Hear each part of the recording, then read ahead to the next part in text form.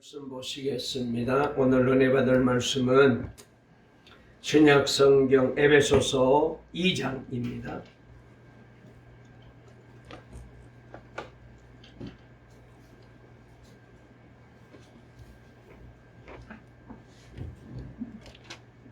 신약 성경 에베소서 2장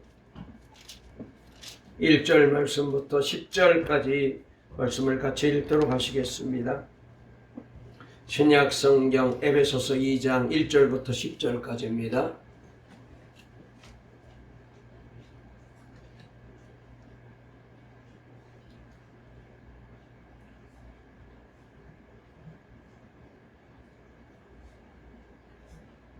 에베소 2장 1절부터 10절 다 같이 읽겠습니다. 시작. 그는 허물과 죄로 죽었던 너희를 살리셨도다. 그때 너희는 그 가운데서 행하여 이 세상 풍조를 따르고 공중의 권세 잡은 자를 따랐으니 곧 지금 불순종의 아들들 가운데서 역사하는 영이라. 전에는 우리도 다 그 가운데서 우리 육체의 욕심을 따라 지내며 육체와 마음에 원하는 것을 하여 다른 이들과 같이 본질상 진노의 자녀이었더니 긍휼이 풍성하신 하나님이 우리를 사랑하신 그 큰 사랑을 인하여 허물로 죽은 우리를 그리스도와 함께 살리셨고 너희는 은혜로 구원을 받은 것이라. 또 함께 일으키사 그리스도 예수 안에서 함께 하늘에 앉히시니 이는 그리스도 예수 안에서 우리에게 자비하심으로써 그 은혜의 지극히 풍성함을 오는 여러 세대에 나타내려 하심이라. 너희는 그 은혜에 의하여 믿음으로 말미암아 구원을 받았으니 이것은 너희에게서 난 것이 아니요 하나님의 선물이라. 행위에서 난 것이 아니니 이는 누구든지 자랑하지 못하게 함이라. 우리는 그가 만드신 바라 그리스도 예수 안에서 선한 일을 위하여 지으심을 받은 자니 이 일은 하나님이 전에 예비하사 우리로 그 가운데서 행하게 하려 하심이니라. 아멘. 우리 한번 앞뒤 좌우에 있는 분과 인사 나누실까요? 이제 말복이 지나고 아침 저녁으로 선선한 바람이 불어서 한결 우리가 하루하루를 좀 건강하게 살아가는 데 많은 도움이 됐는데요. 이렇게 인사하십시다. 오늘 또 좋은 날입니다. 은혜 받으세요. 좋은 날입니다. 은혜 받으세요. 무더위가 지나갔습니다. 영육간에 건강하세요. 다시 한번 하나님이 우리를 사랑하십니다. 아멘. 오늘 설교 제목 한번 따라해 보실까요? 우리는 하나님의 걸작품. 다시 한번 우리는 하나님의 걸작품입니다. 오늘 이 제목으로 말씀을 전할 때에 우리 하나님께서 큰 은혜 주실 줄 믿습니다. 아멘. 크게 하세요. 아멘. 좋은 생각이라는 잡지가 있잖아요. 오래전에 이 잡지에 김혜영이라는 분이 글이 실렸는데 제가 그때 그 글을 아직도 기억을 하게 되는데 많은 감동을 받았습니다. 이분이 태어났을 때 첫 아이로 태어났답니다. 그런데 아버지가 아들이 아니고 딸이 태어났다고 실망한 나머지 술에 취해가지고 그래서 이 아기를 그냥 방바다에 내가다가 들어다 내쳐버렸어요. 그래가지고 그때 크게 척추를 다치면서 이 아이가 평생 장애를 가지고 살아가는 불구자가 되었습니다. 키도 134cm에서 멈추고 말았대요. 아버지는 그 후로 자살을 하고 어머니는 정신질환을 앓아서 엄마를 대신해서 장애 몸으로 이분이 동생 넷을 키우기 위해서 14살 때부터 남의 집에서 가정부 생활을 시작하게 되었답니다. 그 후에 기술을 배우기 위해서 직업학교에 들어가 편물을 배우게 됩니다. 이때까지는 아무런 비전도 아무런 꿈도 자신에 대한 값어치도 느끼지 못하는 소망 없는 버려진 인생 같은 비참한 인생을 하루하루 살아가고 있었습니다. 그러나 직업학교에서 아주 진실한 크리스천 선생님을 만나게 되고부터 그의 삶은 달라지게 되었답니다. 스스로 자신을 아무런 값어치도 없는 인생이라 생각했던 그가 자신이 하나님께서 보실 때에 얼마나 존귀한 존재인지를 깨닫게 된 거예요. 그로부터 열심히 노력한 결과 국내 전국 기능대회와 국제장애인 기능대회에서 상을 휩쓸며 전문 기술자의 길을 걷다가 아프리카 선교에 대한 비전을 품고 아프리카 보스나와의 직업학교로 가서 그곳에서 14년간이나 자신처럼 아무런 희망이 없는 이 아이들에게 기술을 가르쳐 주는 선생님이 된 거예요. 그녀는 또한 나중에 미국의 명문대학교인 콜롬비아 대학에 건너가서 석사학위를 취득하고 국제사회의 봉사자로 가난한 사람들을 섬기는 일에 힘쓰고 봉사해요. 그래서 나중에 이 공로를 인정받아서 KBS 감동대상 희망상까지 수상하는 자리에 이르게 됩니다. 그가 그 오랜 세월 숱한 장애를 이기고 이렇게 큰 영향력을 끼치는 사람으로 살 수 있었던 것은 오직 하나, 가치 있는 사람이 되고 싶다는 꿈 하나였다고 이분이 고백합니다. 그는 희망이 없다고 이야기하는 사람들에게 늘 이렇게 말해준대요. 사람은 누구나 저마다 값어치가 있습니다. 태어날 때는 자신이 얼마만큼의 값어치인지 잘 모릅니다. 그 사이 사람들이 너는 1,000원짜리야, 너는 5,000원짜리야, 너는 10,000원짜리야 라고 가격표를 붙이죠. 그러면 남들이 붙인 가격이 자기 값어치인 줄 알고 살아갑니다. 하지만 시장에서 우리가 물건을 살 때 가격을 정하는 이는 손님이 아니라 주인입니다. 여러분의 값어치를 정하는 것도 세상이 아니고 다른 사람이 아니고 바로 여러분 자신입니다. 이렇게 말했어요. 환경만을 바라볼 때에는 자신에 대해서 아무런 가치도 느끼지 못했을 그때 그가 하나님을 만나고 나니 자신이 얼마나 존귀하고 귀한 존재인지를 깨닫게 되었고 그 결과 이처럼 많은 사람들에게 희망을 전해주는 사람으로 우뚝 서게 된 거예요. 이분을 보면서 사람의 가치는 환경에 의해서 좌우되는 것이 아니라 하나님을 만나는 것에 있음을 다시 한번 깨닫게 됩니다. 오늘 우리 동학교에 계시는 우리 장로님, 권사님들, 집사님들, 우리 성도님들, 우리 청년들, 여러분들은 자신을 얼마짜리 인생이라고 생각하십니까? 우리는 존귀한 자인 줄로 꼭 믿으시기를 주의 이름으로 축원합니다. 자, 오늘 본문 10절에 보니까 놀라운 말씀이 나와요. 자, 10절 말씀 다시 한번 읽어볼게요. 자막을 보십시다. 우리는 그의 만드신 바라. 이 말이 중요해요. 자, 다시 한번 시작. 우리는 그의 만드신 바라. 그래서요, 그분이 누굴까요? 하나님이시죠. 여러분, 그러므로 저와 여러분들은 누가 만들었다고요? 하나님이 나를 만든 거예요. 자, 그 뒤에도 읽어볼까요? 그리스도 예수 안에서 선한 일을 위하여 지으심을 받은 자니 이 일은 하나님이 전에 예비하사 우리로 그 가운데서 행하게 하려 하심이니라. 할렐루야. 여기 말씀해 보니까 여기 그가 우리를 만드셨다요. 이 만드신 바라는 단어를 헬라어 원문에 보게 되면은 포이에마라고 불러요. 여러분, 이 포이에마라는 단어는 위대한 작품, 걸작품, 명작품 그런 뜻이 들어있어요. 영어 성경 NIV에서도 메스터피스라고 즉 걸작품으로 번역하고 있어요. 이 메스터라는 말은 주인을 뜻하고 피스는 조각이라는 뜻이잖아요. 그러므로 이 마스터피스에서는 그 작품을 만든 주인 하나님이 있다는 것이며 우리 모두는 하나님이 만든 그 위대한 작품의 하나하나의 조각이란 뜻을 가지고 있어요. 여러분, 다시 한번 물어보겠습니다. 우리가 누구라고요?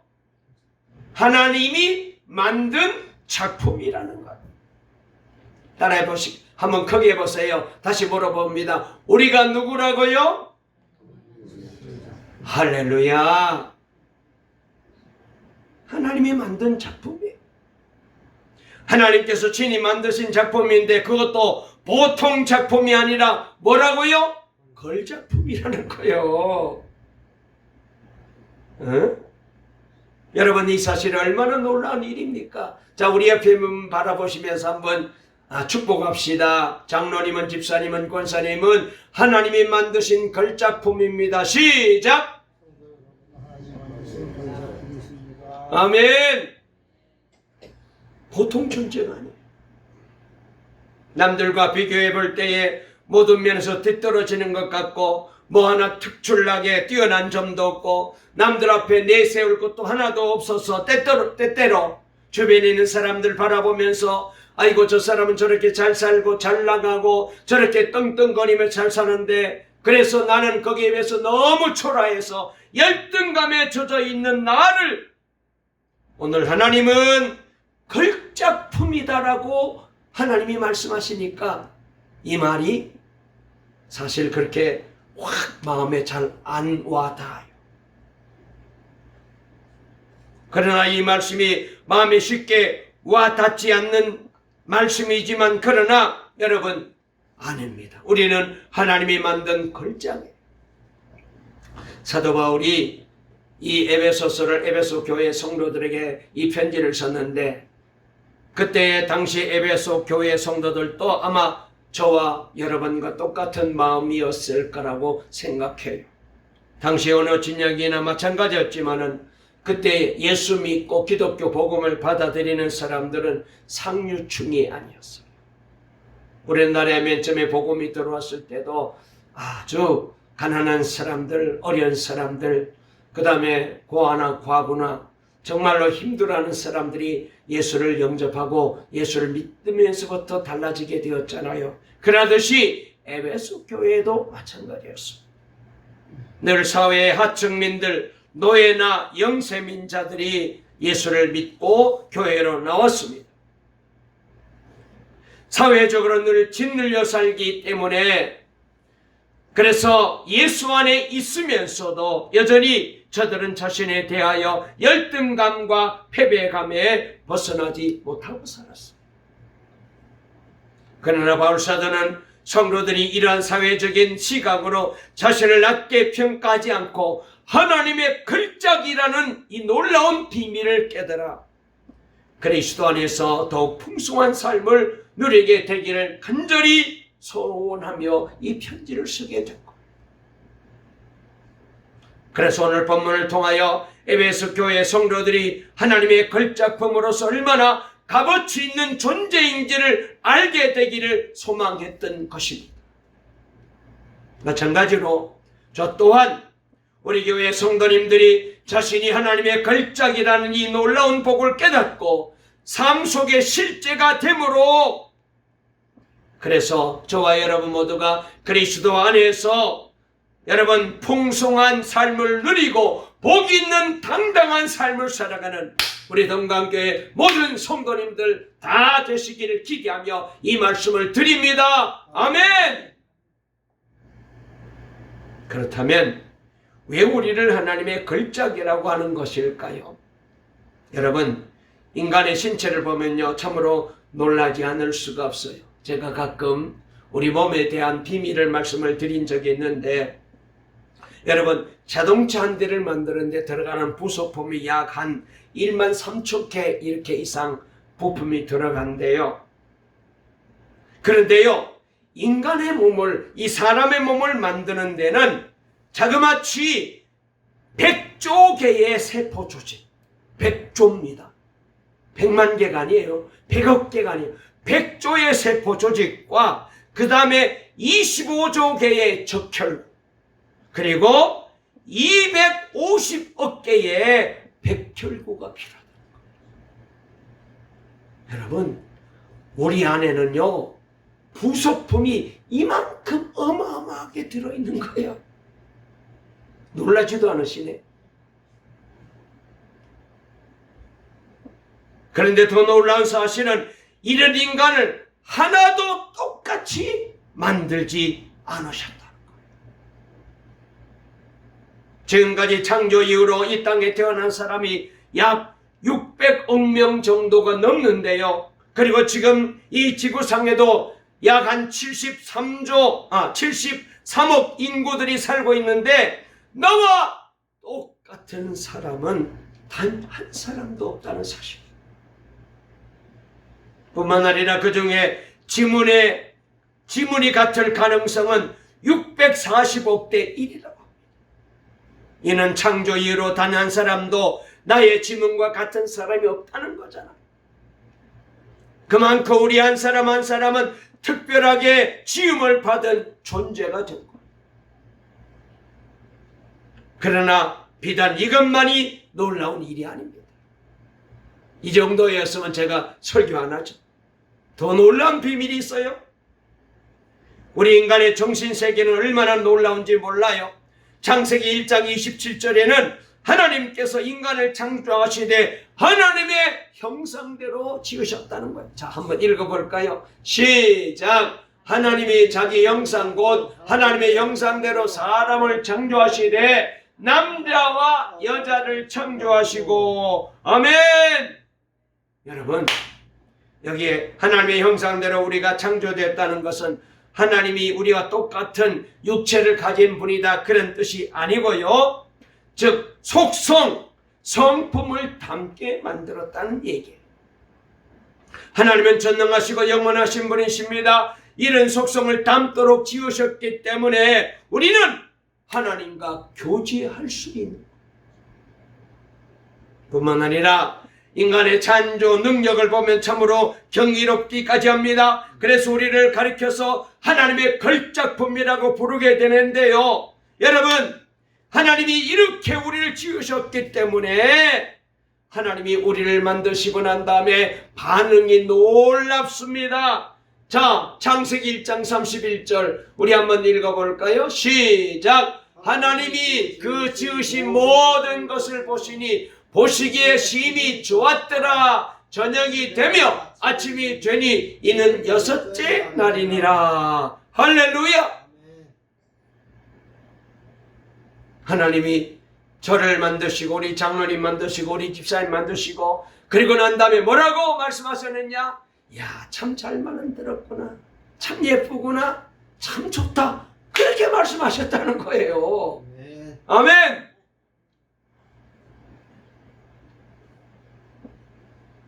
여러분, 우리 다시 한번 인사합시다. 옆에 눈 보고 성도님은 하나님의 걸작품입니다. 주가님은 하나님의 걸작품이십니다. 아멘. 그러나 사실 우리의 모습을 보면은 감히 걸작이라고 할 만한 근거가 어디에도 없음을 보게 됩니다. 특별히 과거에 우리가 예수를 믿기 전에는 우리의 모습을 보게 되면은 더욱 그래요. 여러분, 우리가 예수님을 만나기 전에 우리의 모습은 어떠했습니까? 자, 오늘 에베소서 2장 1절부터 3절에 이렇게 말합니다. 자, 읽어볼까요? 시작! 너희의 허물과 죄로 죽었던 너희를 살리셨도다. 그때 너희가 그 가운데서 행하여 이 세상 풍속을 쫓고 공중의 권세 잡은 자를 따랐으니 곧 지금 불순종의 아들들 가운데서 역사하는 영이라. 전에는 우리도 다 그 가운데서 우리 육체의 욕심을 따라 지내며 육체와 마음에 원하는 것을 하여 다른 이들과 같이 본질상 진노의 자녀이었더니 그랬어요.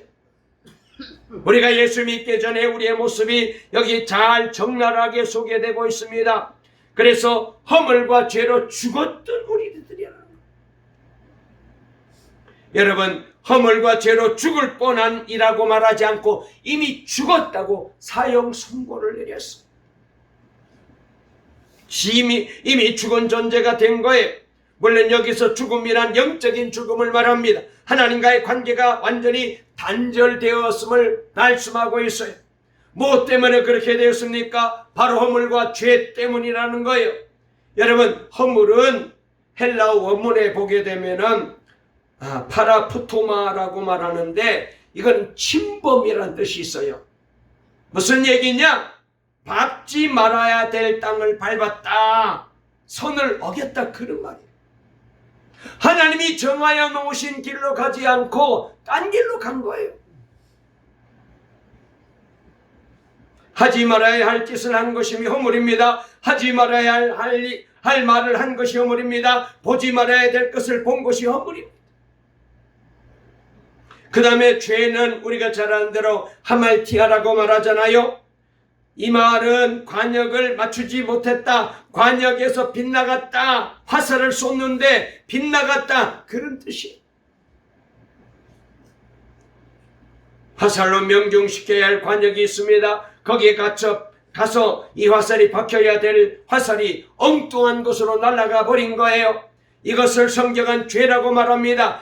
해야 할 일을 하지 않았단 말이죠. 사랑해야 될 사람을 사랑하지 않았다는 말이죠. 마땅히 순종해야 될 일에 순종하지 않았단 말이죠. 특별히 하나님의 말씀에 순종하고 예수를 믿고 살아야 되는데 우리가 그렇게 살지 않았습니다. 과거에는 다 내 마음대로 살고 내 고집대로 살고 세상 따라 살았습니다. 세상의 주인은 예수님이 아니고 원수 마귀이잖아요. 마귀는 죄만 짓게 합니다. 그래서 그렇게 마귀만 따라 살았습니다. 여러분, 이것을 가르쳐서 성경은 죄라고 말하고 있어요. 여러분, 여기에는 이 세상에 누구도 예외일 수 없어요.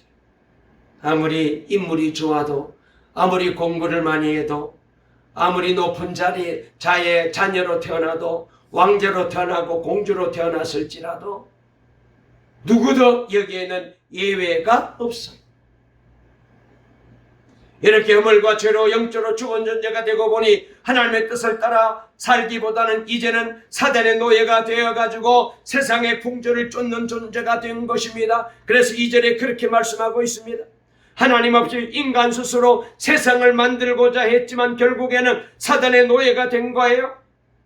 그래서 3절에 보니까 어떻게 되었습니까? 오로지 육체의 쾌락을 쫓아 살다 보니 하나님의 진노의 대상이 되었습니다. 그래서 무서운 심판대 앞에 설 수밖에 없게 되었고 멸망에 들어가게 된 거예요. 여러분, 하나님께서 인간을 영적인 존재로 창조하신 것은 육체의 욕망을 제어할 힘을 주셨다는 것을 의미합니다. 인간은 육체의 욕심을 따라 사는 것이 아니라 육체를 다스리며 살도록 하나님이 창조하셨습니다. 따라서 인간이 육체의 욕망을 따라 산다는 것은 결국 인간이 짐승과 하등 다르지 않게 전락해버렸다는 것. 어찌하여 우리 인간이 이렇게 욕망을 따라 살아가는 동물 같은 그런 존재가 되었습니까? 허물과 죄 때문에 된 거예요. 하나님을 떠나 하나님 없이 살려고 한 것이 오히려 이렇게 비참한 인생으로 전락했습니다. 그래서 이 상태를 로마서 3장 12절부터 18절까지 잘 묘사하고 있는데요. 자, 우리 한번 읽어볼까요? 우리가 죄 짓고 난 다음에 어떻게 우리 인간이 잘못됐는지 타락했는지 읽어보겠습니다. 시작! 다 치우쳐 한 가지로 무익하게 되고 선을 행하는 자는 하나도 없나니 하나도 없도다. 저희 목구멍은 열린 무덤이요 그 혀로는 속임을 베풀며 그 입술에는 독사의 독이 있고 그 입에는 저주와 악독이 가득하고 그 발은 피 흘리는데 빠른지라 파멸과 고성이 그 길에 있어 평강의 길을 알지 못하였고 저희 눈앞에 하나님을 두려움이 없느니라 함과 같으니라. 그랬어요. 과거에 예수를 믿기 전에 우린 다 이렇게 산 거예요. 하나님의 걸작으로 창조된 우리가 이처럼 죄와 허물로 인하여 심각하게 훼손되어 버리고 말았습니다. 소망 없는 존재가 되어버리고 말았습니다. 구원받지 못하였습니다. 영생이 없었습니다. 하나님과 상관이 없었습니다. 여러분, 이런 우리를 두고 누가 당신은 하나님의 걸작품입니다 라고 말하면 그 말이 쉽게 받아들여지겠어요? 당시 에베소 교회 성도들도 사도 바울이 이 편지를 써서 저들에게 보냈을 때, 아니 우리가 하나님의 걸작이라고, 이렇게 초라하고 이렇게 못나고 이렇게 엉망인데 쉽게 받아들이지 못했어. 여러분, 그런데 하나님께서는 이렇게 심각하게 훼손된 우리를 그냥 내버려 두지 않았어.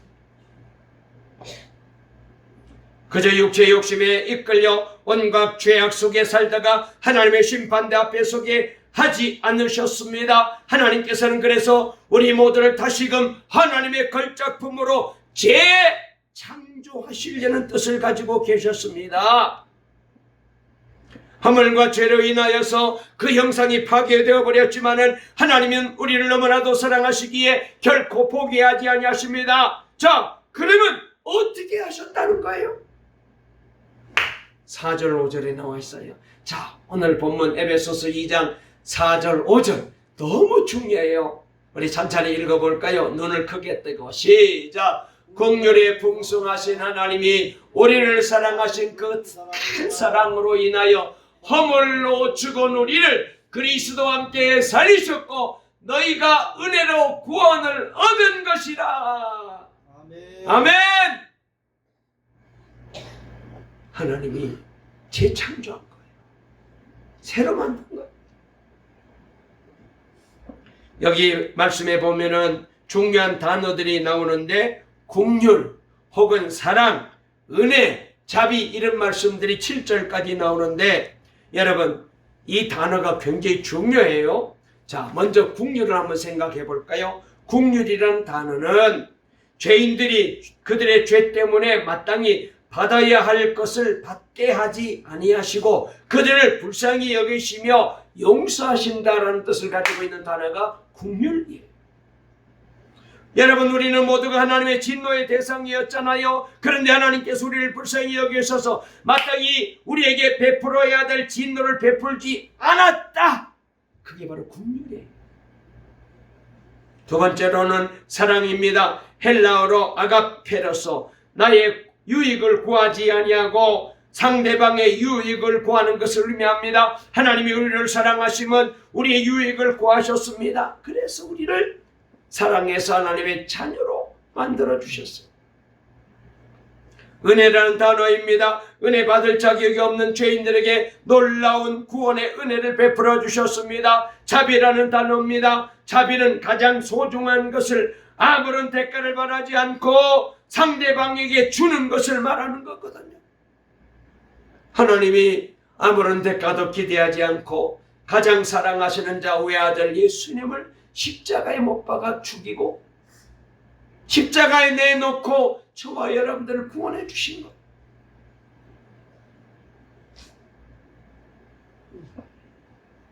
이와 같이 자비는 관념이 아니라 행동하는 것입니다. 하나님께서는 가장 소중한 독생자 예수님을 우리를 위해서 내어주셨습니다. 구원받게 합당한 그 어떤 일도 하지 않은 저와 여러분을 위해서 말입니다. 하나님이 이렇게 자비를 베풀어 주셨어요.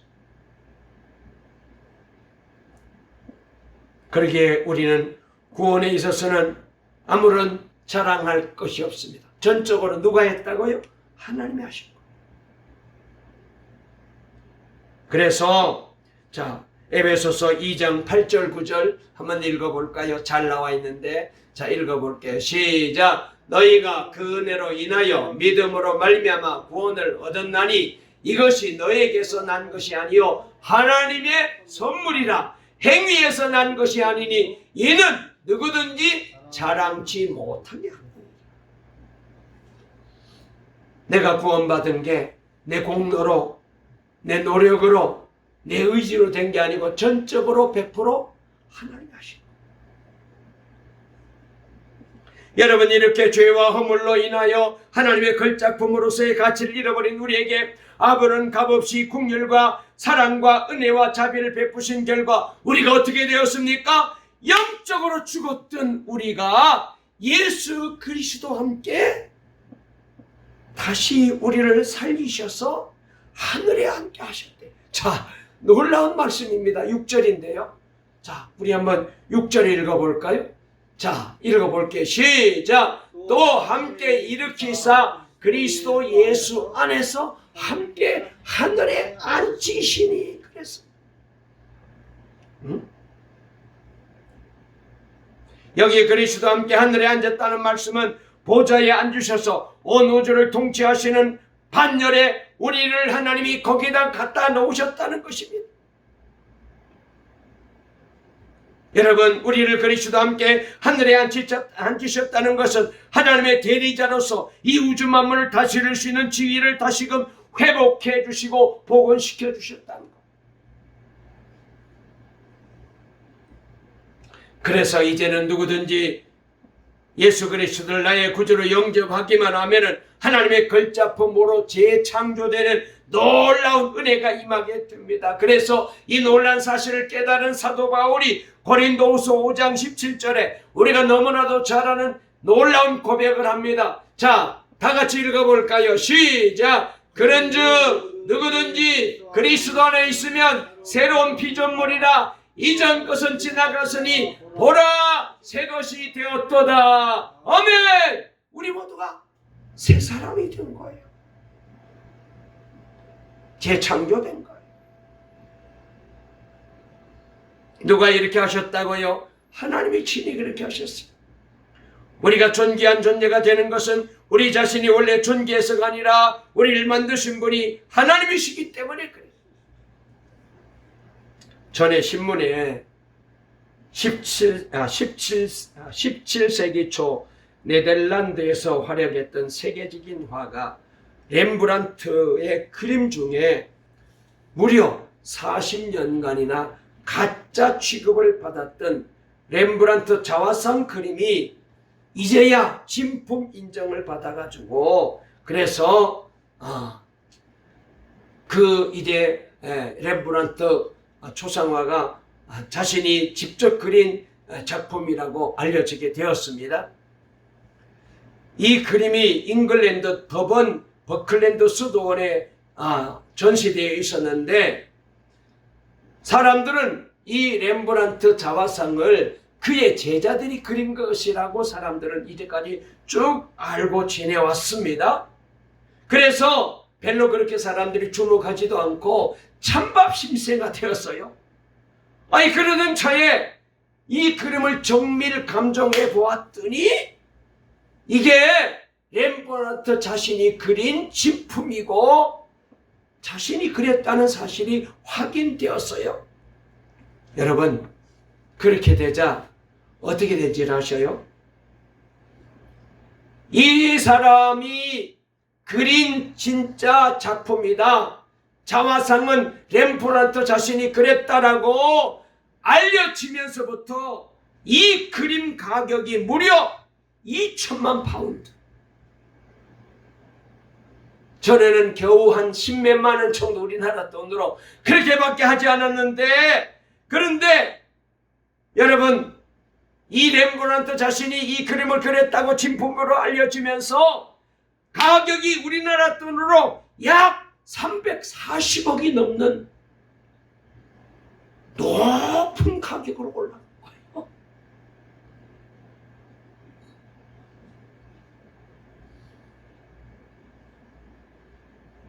여러분, 우리도 하나님의 작품이에요. 천지의 주인이신 하나님께서 친히 우리를 빚어가시기에 우리는 걸작입니다. 누가 뭐라 해도 하나님은 우리를 당신의 걸작으로 인정해 주십니다. 그러니 이제부터는 남의 시선에 자기 자신을 맞춰놓고 그것에 의해서 일비하지 마시기 바랍니다. 세상의 기준이 뭘 그렇게 중요합니까? 남의 시선이 무슨 상관이 있어요?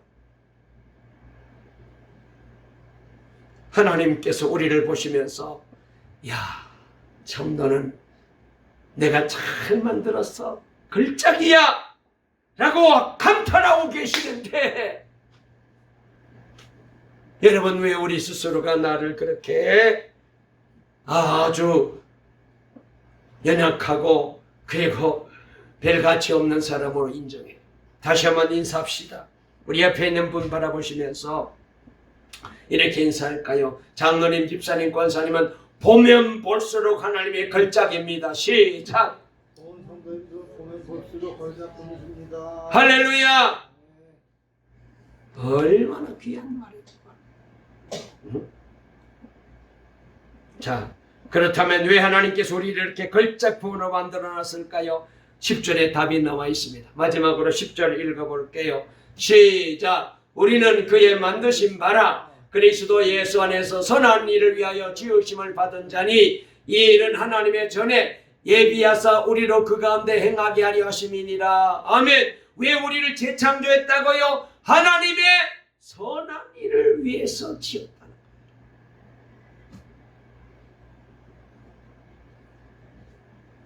여러분, 저와 여러분들은 이제 날마다 하나님의 선한 일에 힘을 내야 돼요.